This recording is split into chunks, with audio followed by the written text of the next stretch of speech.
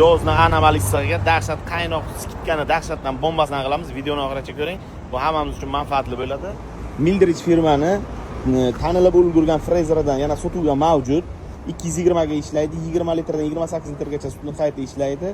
Narxiga kelsak, narxi bomba narxiga $480 dastavkasi bilan birga qilib beramiz. Undan boshqa 380 ga ishlaydigan arzon frezerlaringiz bormi deb so'raganlar uchun 840 model, buni ko'pchilik biladi. 40 litrgacha sutni qayta ishlab beradi. Narxiga kelsak, narxi $1550 dastavka xizmatlari ichiga.